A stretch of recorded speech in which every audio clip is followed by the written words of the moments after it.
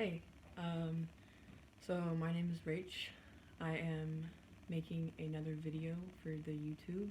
Um, yeah, my last video was about getting on testosterone and how that was coming soon for me, and just talking about my story of realizing that I was trans and stuff like that.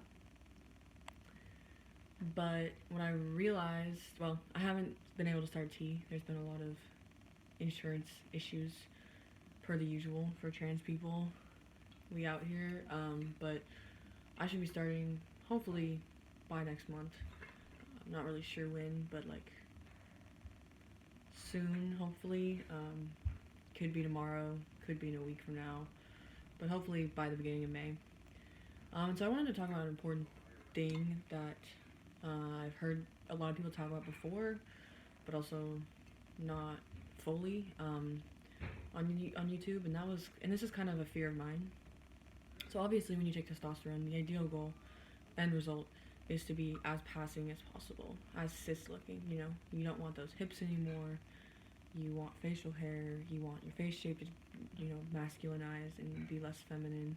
We all, trans dudes, all want these different effects from testosterone, and that makes total sense because we're going through this whole process of changing our bodies to be perceived by the society, and when we look in the mirror, to look male.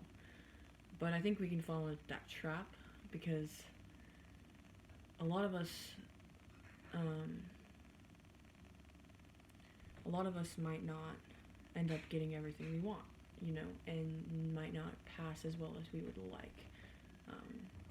Most trans dudes do end up passing, but like you don't always get all the effects that you want. So, for example, if you really, really want that facial hair, and that's kind of what you attribute to how you're going to attribute, being masculine enough, and you don't get that, you're going to be disappointed, right? So, setting realistic expectations, I've been talking with my therapist about that, about transitioning, is super important because you don't always know what you're going to get.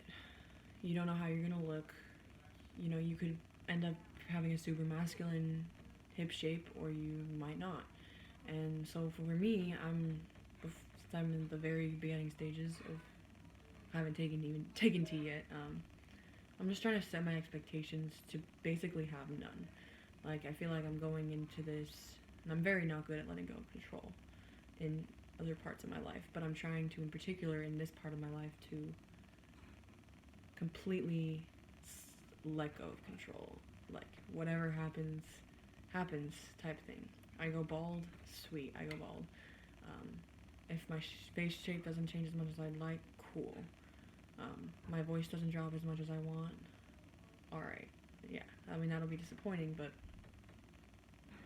having, expectations, envisioning yourself looking a certain way can be super unhealthy, Like, I just want to look male. I want to be perceived as male as much as possible.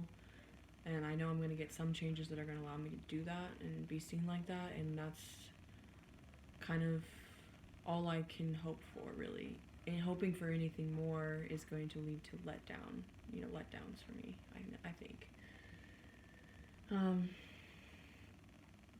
And yeah, just kind of letting go of control, because there's some things that are in your control. Like, you can work out more to attain more muscle, which is generally attributed to being more masculine. So you can do that. You can eat healthy and eat foods that would help you grow muscle. So you can do all these things to be helpful, but there's certain things that are just completely out of your control. It's just about your genetics and what genes testosterone is turning on when it enters your cells. And the timing depends on your genes, and that's about it. So I guess I just wanted to make this video as a reminder to myself to just not have expectations at all, or try my best to not. I mean, it's kind of hard to not have some expectations, and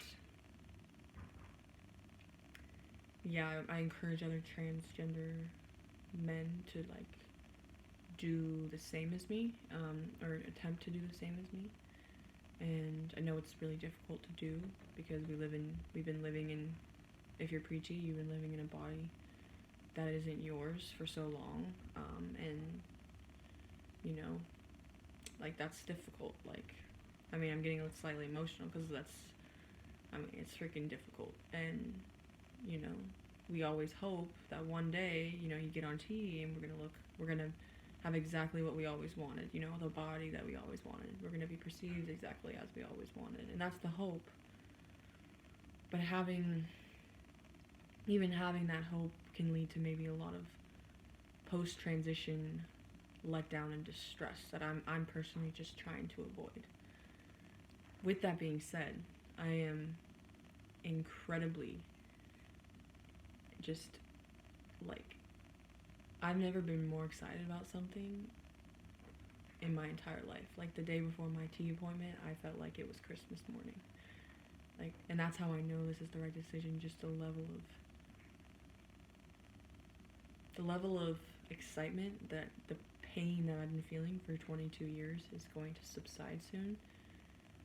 Not even knowing what that's going to feel like to be perceived like I want to be perceived, and but being super ready to have changes that will help align with my gender identity, whether it be not all the changes that I want necessarily, but at least some that are gonna, help me pass. And I am beyond excited for this journey. I'm impatient. I'm so ready for it. I've been ready for it for like a year now. And I've been really ready for it for about a month now when I thought it was coming earlier. So I'm super excited. And it's cool to make these videos because then I can look back and say, yeah, so it's April 22nd, I believe. I'm making this video. It's 2020. We're in the coronavirus epidemic. I'm going to be starting testosterone soon. I'm going to be getting top surgery in August. And it's weird to think, like, by the end of this year, I'm going to be feeling so much more comfortable in my body, in myself, my identity. And I'm, like, over the moon thrilled about it. It's going to be freaking rad. So, yeah, that's just what I want to talk about. Expectations, trying not to have them, letting go of control with testosterone, being excited and knowing it's just a journey. It's a journey that can take many roads and many turns as I go. So, thanks for listening.